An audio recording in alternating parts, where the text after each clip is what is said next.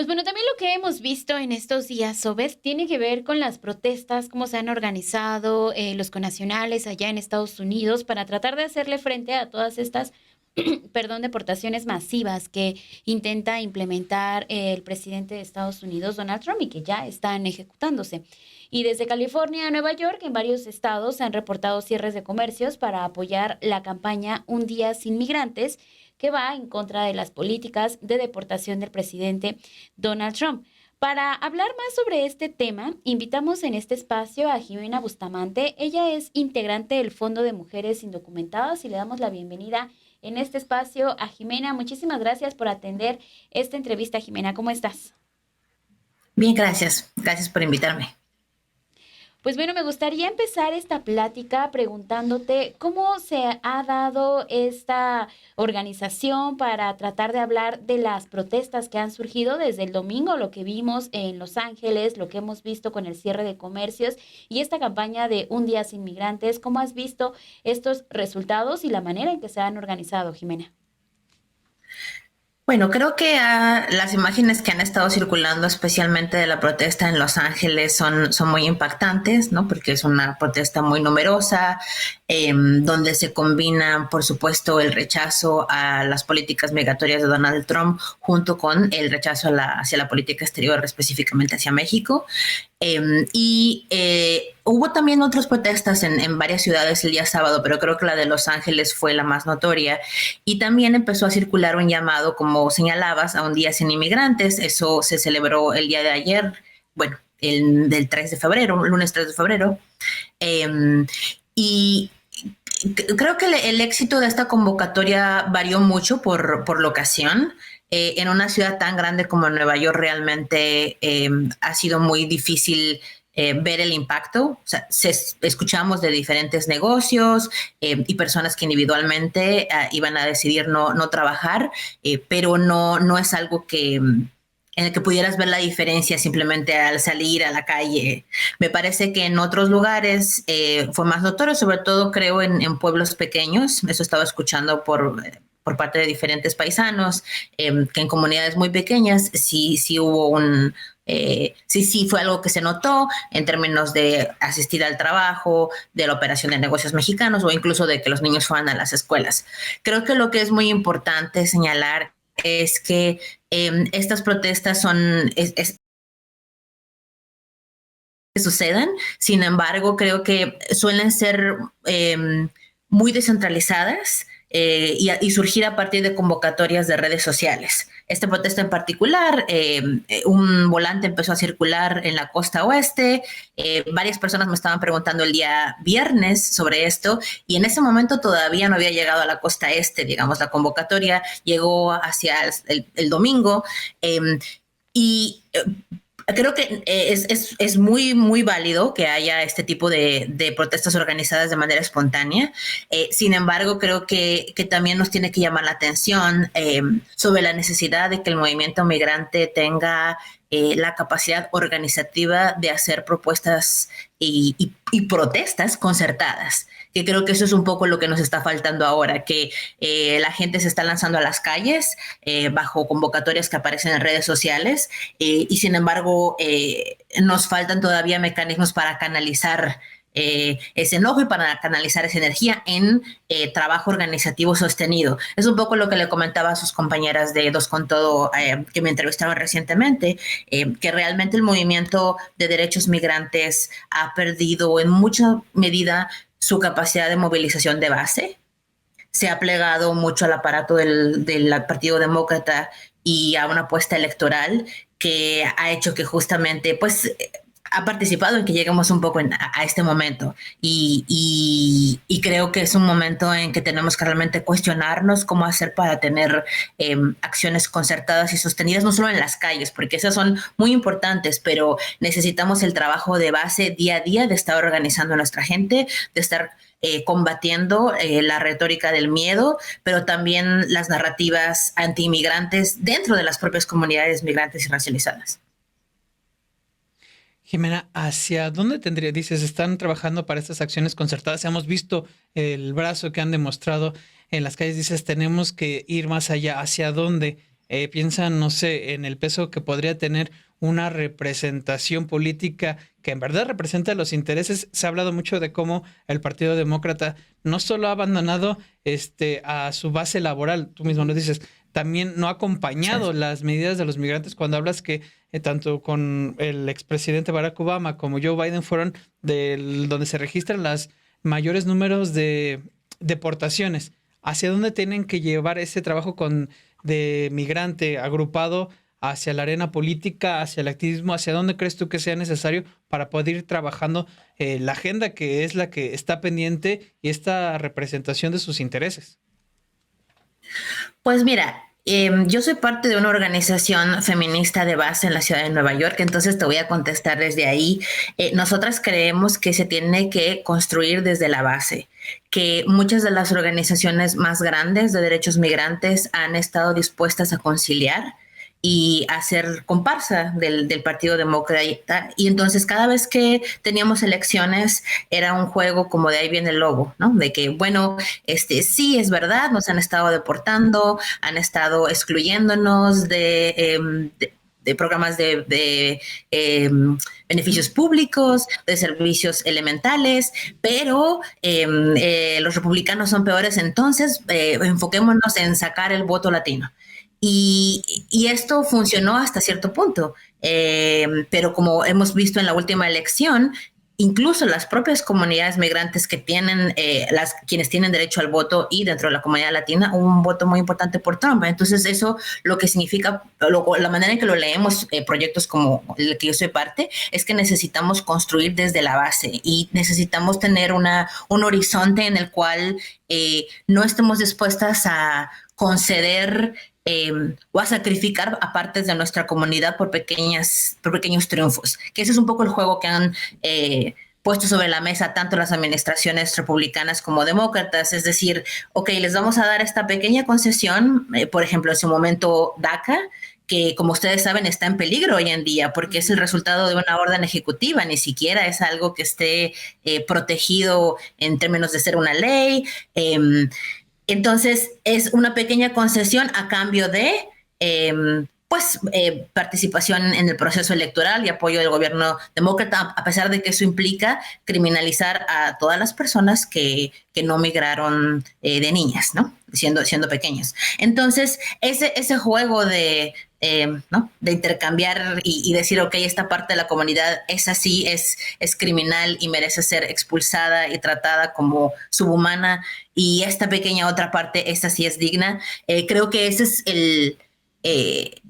la retórica que tenemos que combatir y que tenemos que estar construyendo desde las bases. Y ahora, por ejemplo, lo que en términos como de fechas de movilización, me parece que hay dos que vienen cercanas y que tenemos que enfocarnos en ellas. Una es el 1 de mayo. El llamado para un día sin inmigrantes se ha estado movilizando originalmente alrededor del 1 de mayo, entonces creo que esta es una fecha que tenemos que observar. Y otra es el 8 de marzo, que el 8 de marzo en Estados Unidos no es un 8 de marzo del tamaño que lo vemos en México o en otras partes de Latinoamérica, pero nosotras aquí en la ciudad de Nueva York desde hace 7 años hemos estado organizando un 8 de marzo migrante y creemos que que este 8 es una gran oportunidad para salir a las calles, para movilizarnos como mujeres migrantes, para movilizarnos por la protección de todas las personas migrantes y por un movimiento migrante que no haga concesiones y que tenga una agenda no solo defensiva y reactiva, sino que exija más, no solo que exija protecciones o que se cumplen los pocos derechos que de por sí tenemos solo en papel, sino que exija que tengamos el derecho al trabajo digno para las mujeres, que tengamos sistemas de cuidados, que tengamos acceso a los beneficios públicos, acceso a la vivienda. Es decir, todas estas cosas creo que es nuestro momento de empujar realmente una agenda expansiva, no solo defensiva. Y si nos están escuchando en ciudades de Estados Unidos, las queremos invitar a organizarnos para esas dos fechas y en particular para el 8 de marzo, que nos permite unir, tiene esta visión transversal que nos permite atar muchas luchas sobre el sostenimiento de la vida y los derechos laborales de las personas migrantes y en especial de las mujeres. Justo esta organización que están dando, por ejemplo, con ustedes, ¿no, Jimena? Desde este foro de mujeres indocumentadas, ¿cómo ves tú los cambios que ha habido en estos primeros días de la administración de Donald Trump que han ocasionado esto, ¿no? Que sea ya los focos estén ahora también en las movilizaciones que hay por parte de la gente migrante y de connacionales allá en Estados Unidos. Entonces, ¿cómo has visto estos cambios después de que viene un gobierno de Joe Biden? Ahora vemos estos primeros días de Donald Trump. Sí hay un temor por parte de los migrantes. ¿Cómo ha sentido este ambiente allá en Estados Unidos, en específico en Nueva York, que es en donde estás, Jimena? Sí, definitivamente. Creo que la política del miedo y de la criminalización se siente muy a flor de piel, incluso en una ciudad como Nueva York que se regodea de ser una ciudad santuario, aunque pues deja mucho que desear en ese sentido. Hemos visto que hay pues mucha desinformación, que hay, por ejemplo, volviendo a lo que les decía sobre nuestro trabajo con mujeres, que las personas están teniendo mucho miedo no solo de ir a sus lugares de trabajo, sino de ir a cualquier otra entidad donde puedan recibir servicios, beneficios públicos, cuidados, por ejemplo, en que los niños se falten a la escuela por temor cuando recientemente se anunció que el memo dentro de ICE que le recomendaba a los oficiales no llevar a cabo redadas en espacios delicados, le llamaban, que se refiere a escuelas, a hospitales y a iglesias. Cuando se revocó ese memo, inmediatamente empezamos a ver ausencias en las escuelas. Nosotros trabajamos con redes de maestras y nos empezaron a reportar eso. También ausencias a citas médicas, especialmente, por ejemplo, trabajamos mucho con salud sexual y reproductiva, entonces estábamos escuchando, las compañeras no están viniendo a sus citas, tienen miedo de venir, tienen miedo de salir, tienen miedo de que sus datos sean compartidos al usar estos servicios. Lo mismo también en el sistema de albergues. Muchas personas migrantes recientes viven en un sistema de albergues y hemos estado viendo que muchos se han estado saliendo sin que tengan posibilidad de ir a otro lado por el temor de que haya redadas. Entonces,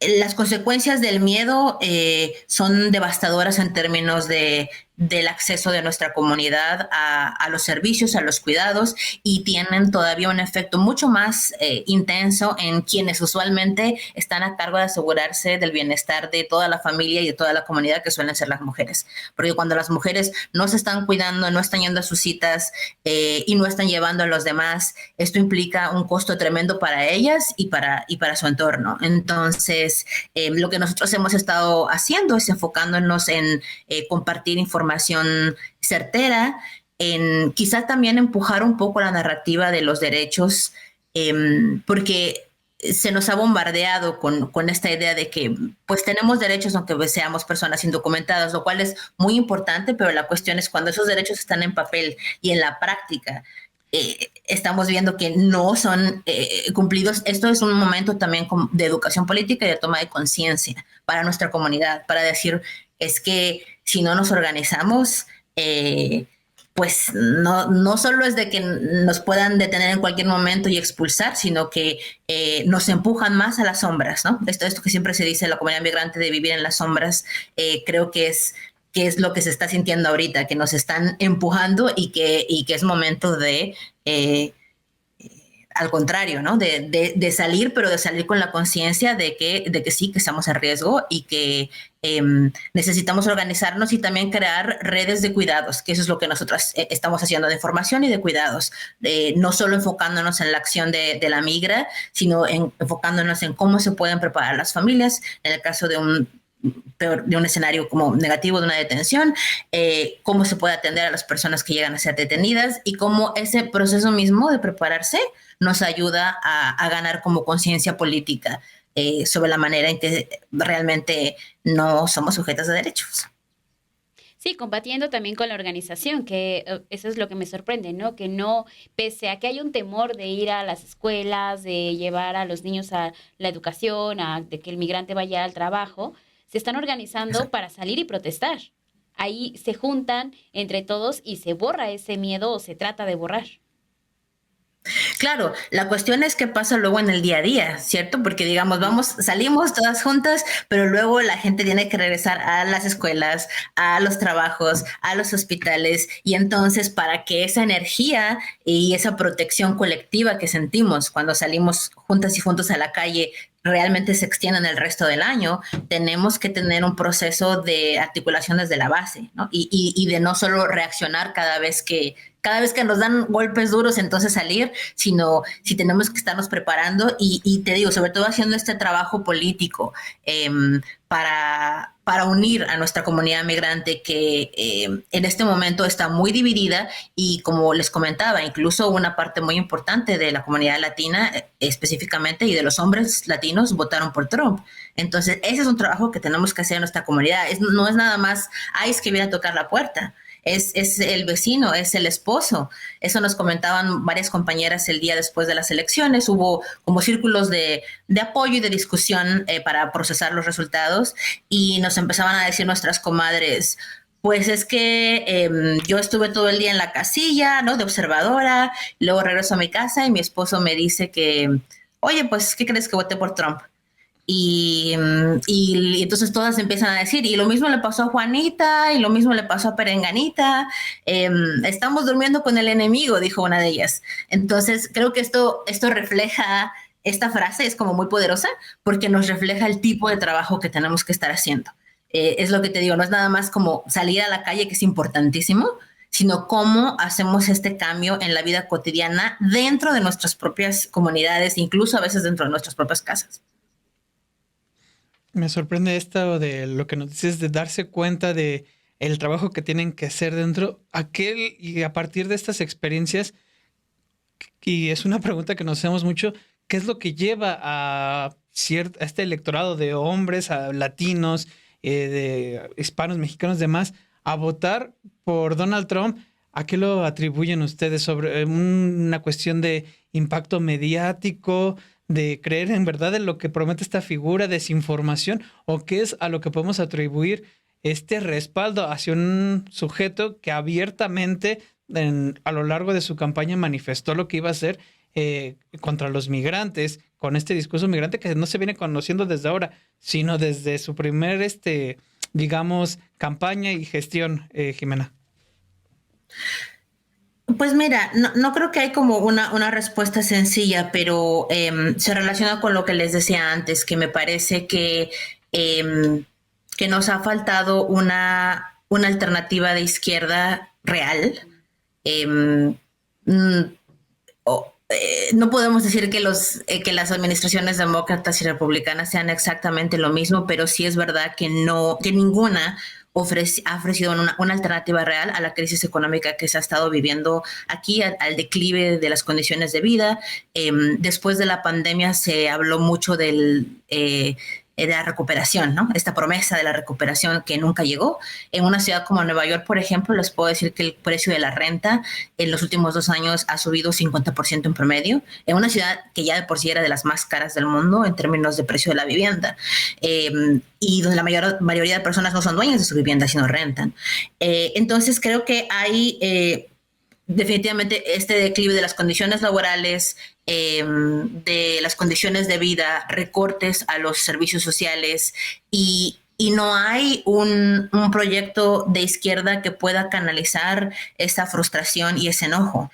El único, digamos que Donald Trump ha triunfado en presentarse como una figura antisistema, en decir, señalar a la élite demócrata por su complicidad en el estado de las cosas, y creo que mucha gente de nuestra comunidad ha resonado con esa narrativa, y también creo que es importante decir que hay una operación ideológica muy fuerte en Estados Unidos, en la cual cuando llegan personas migrantes, ahí pues me parece un adoctrinamiento en esta idea del sueño americano, en que, bueno, quizás sufriste mucho y quizás sigues sufriendo y teniendo como las peores condiciones laborales y de vida, pero llegaste aquí, ¿no? Y entonces tal vez, no sé, tal vez aquí puedes tener un carro y puedes tener un celular que de tu país no tenías, ¿no? Y eso tienes que defenderlo a toda costa.